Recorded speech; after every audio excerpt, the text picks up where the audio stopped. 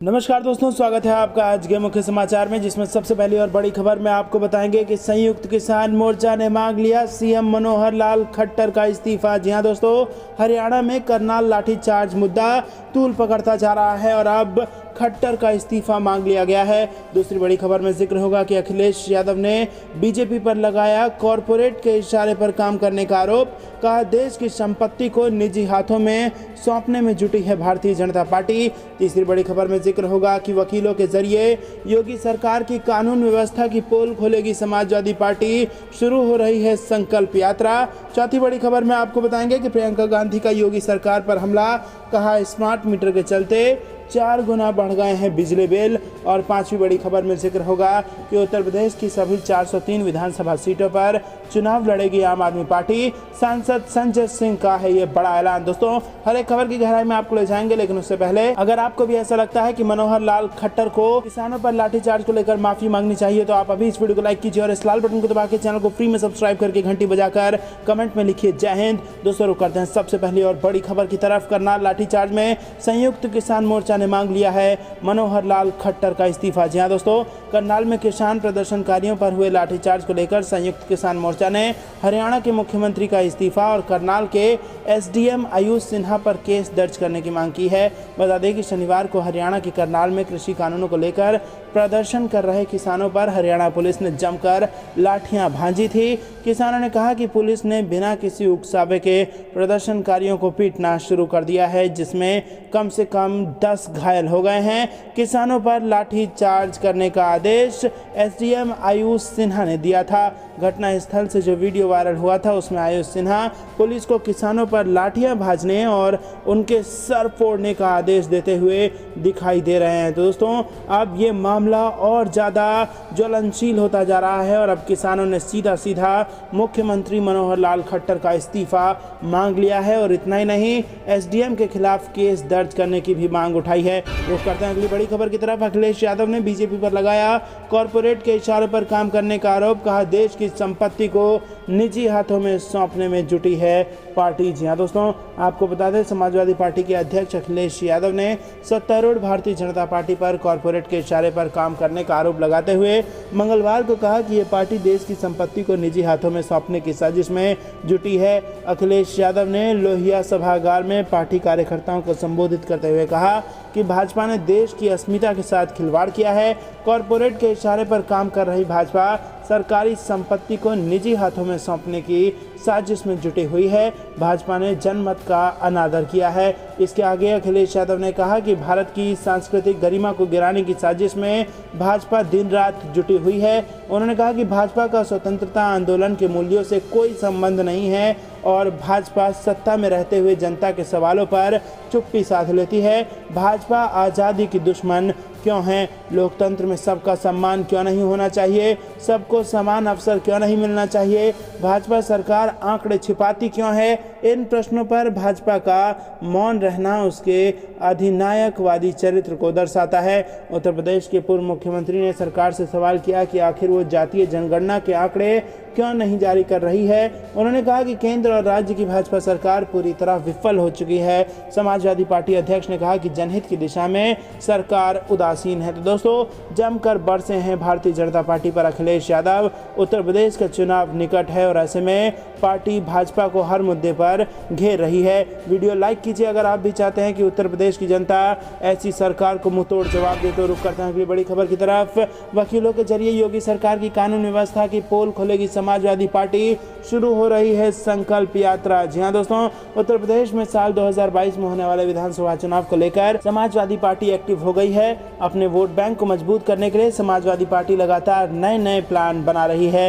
हाल ही में समाजवादी पार्टी की ओर से आगामी 1 सितंबर से प्रदेश भर में जनादेश यात्रा निकालने का ऐलान किया गया था, लेकिन उससे पहले मंगलवार से समाजवादी पार्टी राज्य के भीतर संविधान बचाओ संकल्प यात्रा की शुरुआत करने जा रही है। इस यात्रा के सहारे यूपी की समाजवादी पार्टी के अधिवक्ता सभा की ओर से अभियान चलाया जाएगा। इसमें आम लोगों को बीजेपी की सरकार में उत्तर प्रदेश में लचर कानून व्यवस्था के चलते फैली अराजकता और उससे बढ़ने वाले संकट को लेकर जागरूक किया जाएगा।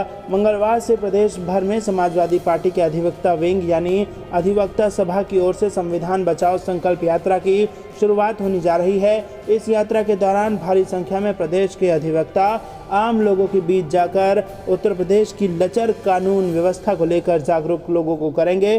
समाजवादी अधिवक्ता सभा के प्रदेश अध्यक्ष प्रदीप कुमार एडवोकेट के नेतृत्व में इस यात्रा के सहारे समाजवादी पार्टी यूपी की योगी सरकार पर निशाना साधते हुए वासियों को उत्तर प्रदेश में ध्वस्त कानून व्यवस्था और उससे उपजे संवैधानिक संकट से जागरूक कराएगी। इस यात्रा से जुड़े कार्यक्रमों को समाजवादी पार्टी उत्तर प्रदेश के अलग अलग जिलों में आयोजित करेगी। तो दोस्तों, यूपी में जो लचर कानून व्यवस्था है उसको लेकर समाजवादी पार्टी ने यह बड़ा प्लान बनाया है कि एडवोकेट की टीम सड़क पर उतारेगी और लोगों को बताएगी कि कैसे भाजपा राज में कानून व्यवस्था लचर हो चुकी है। रुक करते हैं अगली बड़ी खबर की तरफ। प्रियंका गांधी का भी योगी सरकार पर हमला, कहा स्मार्ट मीटर के चलते 4 गुना बढ़ेंगे बिजली के दाम। जी हाँ दोस्तों, आपको बता दें कि उत्तर प्रदेश में स्मार्ट बिजली मीटर को लेकर कांग्रेस महासचिव प्रियंका गांधी ने योगी सरकार पर सवाल उठाए हैं। प्रियंका गांधी ने कहा कि अगर बिजली मीटर स्मार्ट है तो गलत कमांड के कारण जन्माष्टमी के दिन घरों में अंधेरा क्यों छा गया। और इसी के साथ प्रियंका गांधी का ये आरोप भी है कि यूपी में स्मार्ट मीटर की वजह से यूपी में कई लोगों के 4 गुना बिल आए हैं। प्रियंका गांधी ने एक ट्वीट में लिखा कि बिजली मीटर स्मार्ट है क्या? जन्माष्टमी के दिन स्मार्ट मीटरों में गलत कमांड ने लाखों घरों को अंधेरे में रखा। खबरों के अनुसार इन स्मार्ट मीटरों की वजह से बहुत लोगों के बिल 4 गुना आए हैं। यूपी सरकार स्मार्ट मीटर के नाम पर शोषण बंद करे और जांच कराकर नुकसान की भरपाई करे। तो दोस्तों, क्या आप भी मानते हैं कि स्मार्ट मीटर से बिजली का बिल और ज़्यादा बढ़ जाएगा और ये लूटने का तरीका है?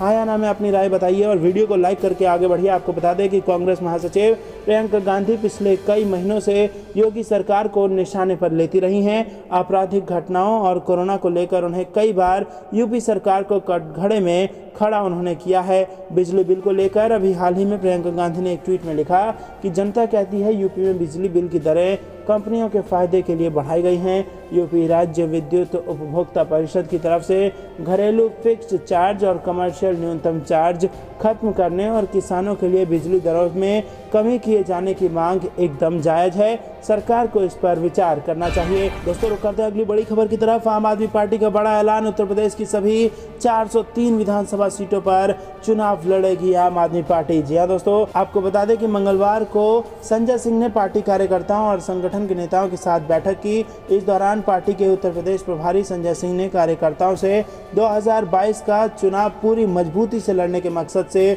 बूथ स्तर पर तैयारियों में जुटे जाने की अपील की है। बैठक में संजय सिंह ने कहा कि इस बीच आम आदमी पार्टी की तिरंगा संकल्प यात्रा पूरे प्रदेश की 403 विधानसभाओं में निकाली जाएगी। इसके जरिए असली राष्ट्रवाद को वो बताना चाहते हैं। हमारा राष्ट्रवाद है कि हर गरीब के बच्चे को पढ़ने के लिए बेहतर स्कूल मिले, मोहल्ला क्लिनिक की तरह हर गांव में बेहतर अस्पताल हो, गरीब के घर में रोशनी हो, 300 यूनिट बिजली फ्री मिले, दिल्ली की तरह बेहतरीन स्कूल का सपना उत्तर प्रदेश में भी पूरा हो। संजय सिंह ने आगे आरोप लगाते हुए कहा कि आम आदमी पार्टी का राष्ट्रवाद है कि हम उत्तर प्रदेश के लोगों की अच्छी शिक्षा उनको दे सके, अच्छा स्वास्थ्य दे सकें, दिल्ली के मोहल्ला क्लिनिक की तरह यूपी के गांव-गांव में क्लिनिक बना सकें। हम शमशान बनाने वाली विचारधारा नहीं चाहते। भारतीय जनता पार्टी ने कोरोना महामारी में गांव-गांव को शमशान बना दिया। 2017 में उन्होंने कहा था कि गांव-गांव में शमशान बनाएंगे। तो दोस्तों, यहाँ पर गांव-गांव में शमशान बनाने का वादा था, लेकिन गांव-गांव को शमशान बना दिया भारतीय जनता पार्टी ने।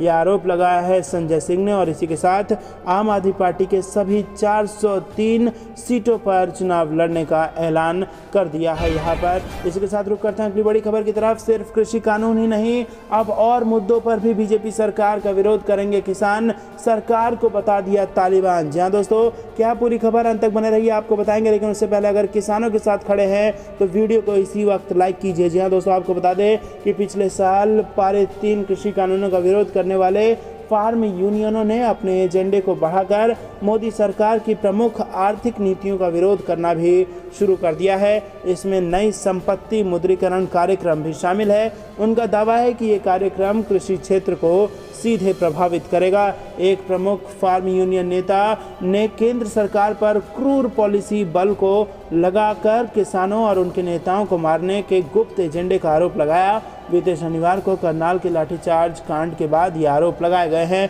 गुरनाम सिंह ने कहा कि हरियाणा हमेशा से किसानों की सक्रियता वाला राज्य रहा है, लेकिन ऐसी क्रूरता हमने पहले कभी नहीं देखी।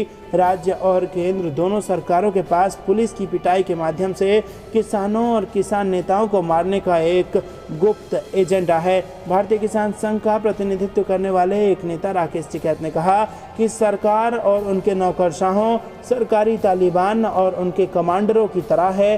किसान यूनियनों के नए एजेंडे 5 सितंबर को आने की संभावना है और यहां उत्तर प्रदेश के मुजफ्फरनगर में एक बड़ी महापंचायत होने वाली है। दोस्तों, क्या होंगे महापंचायत के नतीजे, ये आपको जरूर बताएंगे। मुख्य रूप से हरियाणा, पंजाब और उत्तर प्रदेश के किसान मोदी सरकार को चुनौती देते हुए 3 कृषि कानून वापस लेने की मांग को लेकर पिछले नवंबर से ही विरोध कर रहे हैं। शनिवार को हरियाणा के करनाल में एक विरोध प्रदर्शन से लौटने के बाद एक किसान सुशील काजल की जान चली गई। यहाँ प्रदर्शनकारियों को भारी पुलिस कार्रवाई का सामना करना पड़ा। हालांकि राज्य के अधिकारियों ने इस बात से इनकार किया है कि उसकी जान पिटाई से हुई थी। उन्होंने कहा कि मृतक को दिल की बीमारी थी। तो दोस्तों, यहाँ पर आपको बता दें, किसान आंदोलन बेहद ज़्यादा मजबूत हो सकता है। 5 सितंबर को होने वाली है मुजफ्फरनगर में। तो दोस्तों, ये थी दिन भर कुछ बेहद जरूरी और बड़ी खबरें। अंत तक बने रहने के लिए बहुत बहुत धन्यवाद। देख रहे थे आपका अपना चैनल द दक्कन न्यूज़। जाने से पहले वीडियो को लाइक और कमेंट में जय हिंद जरूर लिखिएगा। जय हिंद, जय भारत।